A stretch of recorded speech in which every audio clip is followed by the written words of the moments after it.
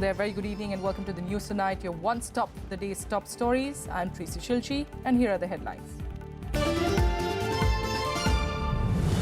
24 people are arrested in connection with Tuesday's violence in Saharanpur.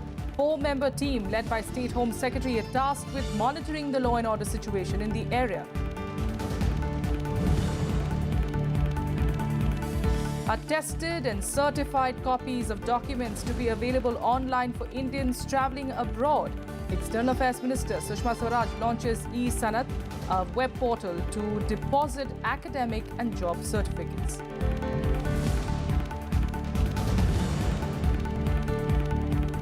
Nepal Prime Minister Pushpakamal Dahal Prachanda resigns under the power-sharing understanding with the ruling partner Nepali Congress, announces resignation in an address to the nation.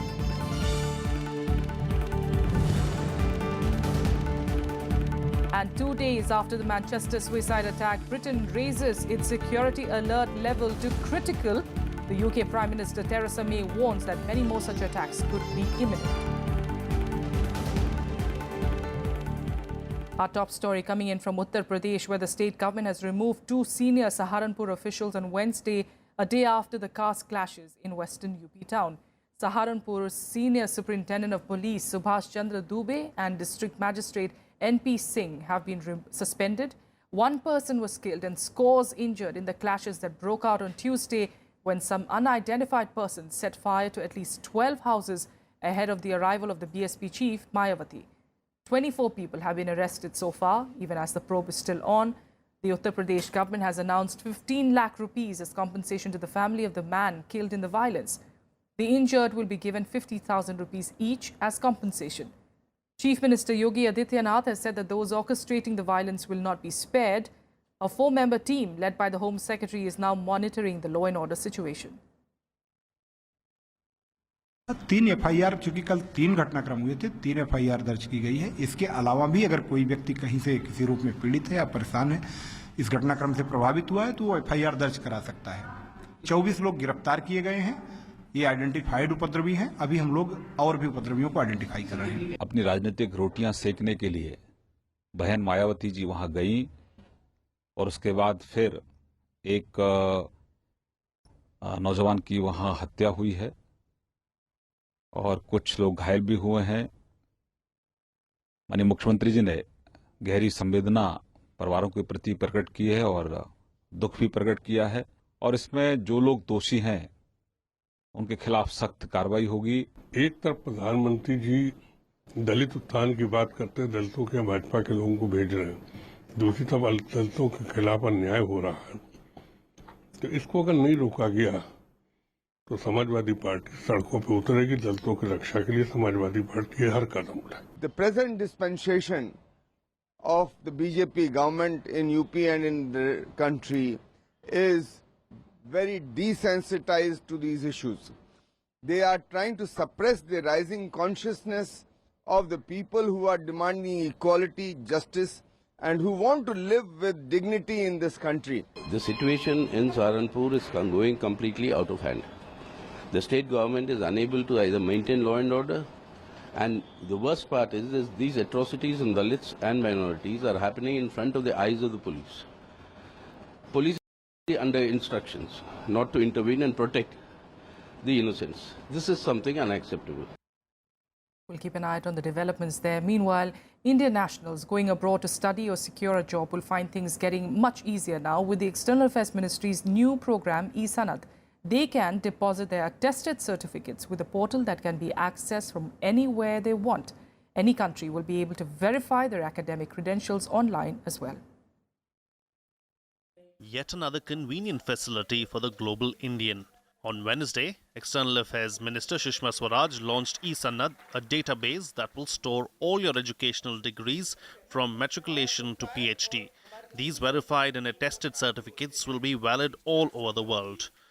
सारे universities का data upload करवाइए, CBSE का data upload करवाइए, ताकि जब बच्चा अपना certificate डाले तो जिस यूनिवर्सिटी से वो पढ़कर आया है, जो सीबीएसई के उससे पढ़कर आया है बोर्ड से, उसको वो प्रमाणित कर सकें। तो उनका ठीक है, अपन सीबीएसई से तो तुरंत शुरू करते हैं, पायलट प्रोजेक्ट अपन सीबीएसई से करेंगे, बाकी यूनिवर्सिटीज़ के लिए मैं नेशनल डिपॉजिटरी बना रहा हूँ, उसमें भी डेटा आ जाएगा। और मैं आज कहना चाहूँगी कि जो उत्साह सीबीएसई के लोगों ने दिखाया उसमें केवल मंत्री के निर्देश के कारण वो नहीं हो सकता। This is the first phase of eSanad, which will store data of CBSE students. Later phases will include other state boards and universities. Users have to make a payment online to use the facility. कि सचमुच में मैं personally भी आपको धन्यवाद देता हूं कि आपने ऐसी एक सुविधा तैयार की कि अब ना पेरेंट्स को ना छात्रों को ऐसी दौड़ धूप करनी पड़ेगी। और इसलिए ये वेरिफिकेशन, ट्रांसक्रिप्ट, एपोस्टल अलग अलग काम के लिए अलग अलग शब्दों का उपयोग है, लेकिन मात्र एक ही है कि प्रामाणिक दस्तावेज मिले और उसकी किसी ने प्रामाणिकता की मोहर लगनी चाहिए, और वो इलेक्ट्रॉनिकली यहाँ हो रहा है। eSanad was developed by the Ministry of Information Technology and its unit National Informatics Center.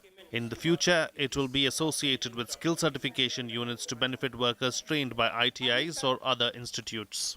तो इस एटेस्टेशन के प्रोसेस में कॉमन सर्विस सेंटर को आप जोड़ें, ताकि कोई फिटर, कोई बिजली वाला, वो भी अगर अपने मिडिल ईस्ट जाने के लिए या अफ्रीका जाने के लिए अपने सर्टिफिकेट को अटेस्ट कराना चाहता हो, तो उनकी सेवाओं से गरीबों को यश मिलेगा, आपके विभाग का विस्तार भी होगा। सुषमा जी के बारे में क्या कहा जाए, हम लोग की दीदी हैं, हम लोग स्नेह से कहते हैं उनको, और उनके मार्गदर्शन में काफ़ी काम किया है। Among the states, the Telangana government is taking the lead for the pilot project, which is in continuation with eMadad and eMigrate. Both were earlier projects of the Ministry of External Affairs. Coming in the wake of simplified procedures for obtaining passports, the new facility will be another blessing for Indians going abroad. All developed countries have such type of arrangement for certification and attestation. Now, once India has launched this, it has connected India with the world and also India with other parts of India. Akhilesh Suman for Rajya Television with camera person Prasanta in Delhi. The Aam Aadmi Party on Wednesday met Election Commission officials for discussion and clarifications regarding the EVM challenge. The party has raised questions on the reliability of EVMs. The meeting comes after the poll panel invited 7 national and 49 state parties to participate in the challenge to prove that EVMs cannot be hacked. The challenge begins on the 3rd of June. Several parties have alleged that EVMs were tampered with in the recently held assembly polls in the 5 states and the Delhi civic polls. The parties also urged the body to revert to the paper ballot system. जो बात बताई गई चुनाव आयोग की तरफ से, उससे तो ऐसा लगता है कि ईवीएम मशीन दिखाई जाएगी, ईवीएम मशीन को आप देख सकते हैं, लेकिन किसी भी प्रकार का कोई टूल्स इस्तेमाल नहीं कर सकते, किसी भी प्रकार से आप ईवीएम को अपने डिवाइस से, अपने टूल्स से चेक नहीं कर सकते। तो इसका मतलब तो ये सिर्फ एक ईवीएम का डेमोन्स्ट्रेशन टाइप का होगा, जैसे अब तक चुनाव आयोग करता आया है। The operation was called off in Pulwama after militants escaped from the security forces cordon. The encounter took place yesterday between security forces and militants in Hakripora area of Pulwama district in South Kashmir after a tip-off about the presence of militants in the area. Meanwhile, in a tit-for-tat move, Pakistani army released an 87-second video showing heavy damage caused to the Indian military posts across the line of control. The video comes a day after the Indian army released a clip of punitive fire assaults on Pakistani camps. Releasing the video, a Pakistani army spokesperson also alleged that Indian army had targeted innocent civilians earlier this month. In fact, a day after the Indian army claimed to have destroyed a Pakistani army post in Nowshera sector of Jammu and Kashmir, the Pakistani media claimed that its army flew fighter jets near the Siachen glacier today. The media also reported that all Pakistani Air Force forward operating bases had been made operational after a visit by Pakistan's Air Chief Marshal Sohail Aman at the Qadri Air Base in Skardu. However, the Indian Air Force has denied any violation of India's airspace. And now let's take you through other developments from across the country in Nationwide.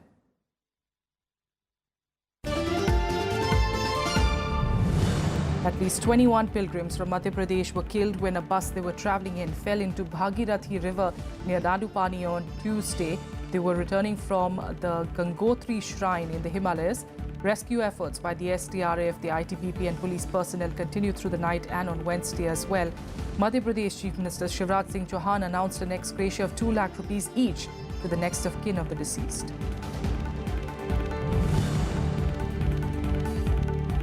Tamil Nadu Chief Minister E. Palanisamy met Prime Minister Narendra Modi in the national capital today. The Chief Minister also handed over a memorandum to the Prime Minister, including the proposal to exempt the state from the NEET exams. Palanisamy also invited Prime Minister Modi to unveil a portrait of the late Chief Minister J. Jayalalitha in the State Legislative Assembly in July.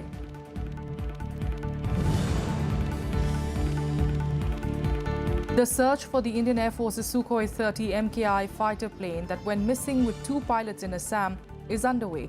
The fighter jet was missing after taking off from Tezpur base during a routine training exercise on Tuesday. An Indian Air Force statement said that the plane was part of a 2-aircraft formation.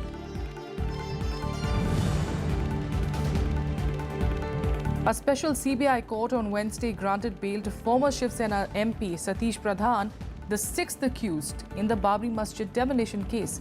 The bail was granted on a surety of 20,000 rupees and a personal bond of the same amount.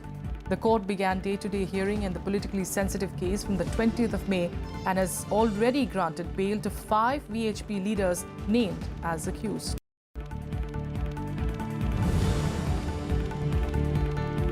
The Supreme Court on Wednesday set May 29th as the next day to hear the petition regarding the extension of deadline for moving liquor stocks out of Bihar.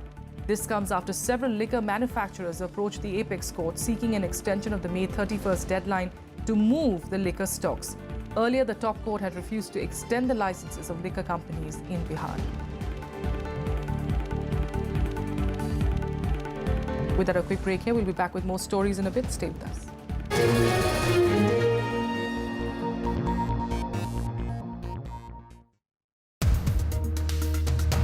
People from your party are going and joining BJP. What is stopping the party from arresting this kind of a trend? It's not as if the whole party has gone to them.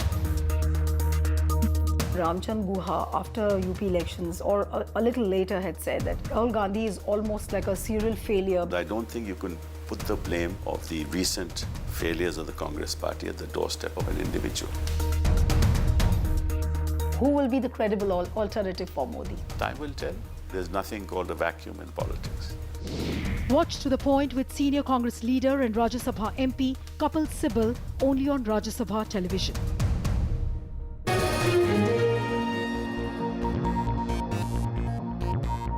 Welcome back. Let's get you some international news now and getting you the latest, in fact, from the United Kingdom, where a day after the Manchester attack, the terror threat level in the country is now up to its highest level of critical. British Prime Minister Theresa May said that there was an imminent threat of more such attacks. The British Home Secretary said that the 22-year-old suicide bomber Salman Abedi is likely to have not acted alone. 4 people have been arrested so far over Monday's explosion. Britain raised its security alert level from severe to critical after the deadly bombing in Manchester on Monday night that left 22 people dead. British Prime Minister Theresa May made the announcement in a televised address late on Tuesday, warning that more such attacks were imminent. May said soldiers will be deployed on Britain's streets to boost security. It is now concluded, on the basis of today's investigations, that the threat level should be increased for the time being from severe to critical. This means that their assessment is not only that an attack remains highly likely, but that a further attack may be imminent. Police arrested 3 men in South Manchester over the explosion. The police named 22-year-old Salman Abedi as the suicide bomber. His 23-year-old brother was also arrested on Tuesday. Investigators believe it was unlikely Abedi acted alone. One of the things the public will see, potentially, depending on obviously where they live, is that through Operation Tempora, this now allows the police to access support from the military. So they may see certain amounts of military presence, which will be in areas to keep them safe. The highest level of security threat will mean soldiers will patrol streets and security is strengthened at key sites. Military personnel will be deployed at public events like concerts and sports events. There are many big events across the country over the next couple of weeks. We're going to be working really closely with the organisers to review the security, review their stewarding arrangements, review our policing arrangements, and make sure decisions are taken that events only go ahead when it's sensible and safe to do so. On Tuesday, floral tributes were paid to victims across Britain, while people expressed condolences to the victims and the bereaved families. We'll stand united. Everybody will stand united against the terrorists. I mean, they're evil people, and I think that's the only way you'll win, or the will win, is by everybody standing together. And the world standing together, not just Manchester, not just England, the whole world. We've got to stand together. The Westminster Palace was closed to public until further notice. UK has been submerged in grief after the suicide attack on Monday that targeted thousands of people who were heading out of Manchester Arena at the end of US artist Ariana Grande's performance. Bureau Report, Rajya Sabha TV. Now, after the Manchester attack, the Board of Control for Cricket in India, or the BCCI, has raised concerns with the ICC about the Indian team's security in England, which is set to host the ICC Champions Trophy in a matter of few days. The BCCI has sent a letter to the ICC after the Manchester attack. The BCCI also called an emergency meeting where the complete tour schedule of India, including practice sessions, was reviewed. The ICC was quick to respond and stressed that there was no change in India's plans. While expressing grief over the horrific incident, the International Cricket Body assured that security will be the main concern and they will review all security arrangements made for the sporting event. The ICC Champions Trophy commences on the 1st of June and India's first game is on the 4th of June against arch-rivals Pakistan.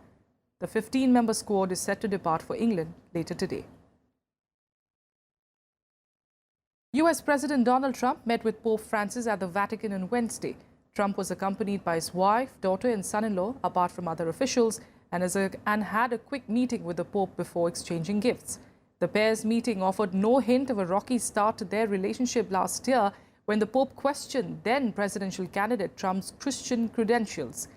After the Vatican, Trump headed to Quirinale Palace in Rome to meet Italian President Sergio Mattarella. Trump also met Prime Minister Paolo Gentiloni later in the day. Meanwhile, Brussels is preparing to host a NATO meeting on Thursday and to welcome United States President Donald Trump as part of his first overseas visit. The meeting is choreographed to impress a US president who has earlier called the Western alliance obsolete. Trump and his entourage will reach Brussels later today and he will be meeting the Belgian King and Queen, EU leaders and NATO ally counterparts. I welcome yesterday's US budget proposal to significantly further increase the US presence in Europe with more troops, infrastructure and exercises. I welcome this strong sign of US continued commitment to NATO and to European security. NATO is adapting to deter any possible aggression and preserve the peace. At the same time, we have delivered on our commitment to dialogue with Russia, with 4 meetings of the NATO-Russia Council in the last year. So we are delivering on both tracks of defense and dialogue. A retired Inspector General of the CRPF was denied entry into Canada on Tuesday, with airport authorities at Vancouver saying that the paramilitary force in which he worked had committed human rights violations. Tejinder Singh Dhillon had landed in Canada with his wife on the 18th of May and was put on the return flight to India on the 20th of May after being declared inadmissible under Canada's Immigration and Refugee Protection Act. His wife was, however, allowed to proceed to her destination in Canada. India voiced its protest and said that it had taken up the matter with the Canadian government and that the characterization of a reputed force like the CRPF is completely unacceptable. Later, in a statement aimed at pacifying the Indian side, Canadian High Commissioner to India, Nadir Patel, said, and I quote, "In this case, the language in the document does not reflect the Government of Canada's policy towards India or any particular organization, including the Central Reserve Police Force of India. The Central Reserve Police Force plays an important role in upholding law and order in India," unquote. Now to the Philippines, where President Rodrigo Duterte has declared martial law on the southern island of Mindanao after clashes between the army and militants linked to the Islamic State. Martial law has been declared for 60 days and will allow the use of military to enforce law and detention of people without charge for long periods. The violence in Marawi city in Mindanao erupted on Tuesday as the army searched for the leader of a militant group that had pledged allegiance to the IS. The violence left 3 members of the security forces dead. Mindanao is home to a number of Muslim rebel groups seeking more autonomy. Duterte made the announcement during a visit to Russia, which was forced to cut short. During his talks with Russian President Vladimir Putin, Duterte also said that the Philippines needed more modern weapons to fight IS militants and other militant groups. Something happened in Mindanao. ISIS occupied a province and there is still fighting going on. I have to go home because I should be there at this time. It's an urgent matter that the people should be there at this time. The President has called me and asked me to announce that as of 10 p.m. Manila time, he has already declared martial law for the entire island of Mindanao. Esdes Guevara has clarified that this is possible on the grounds of existence of rebellion because of what is happening in Mindanao. The presence of the President, the physical presence is needed in the Philippines. That is the President's assessment. And his priority is always the protection of each and every Filipino. He will act within the framework of the Constitution. We will follow all rules and regulations. And now let's take it through some more international news updates in Global Buzz. 6 miners died and 5 were rescued from a flooded coal mine in North China.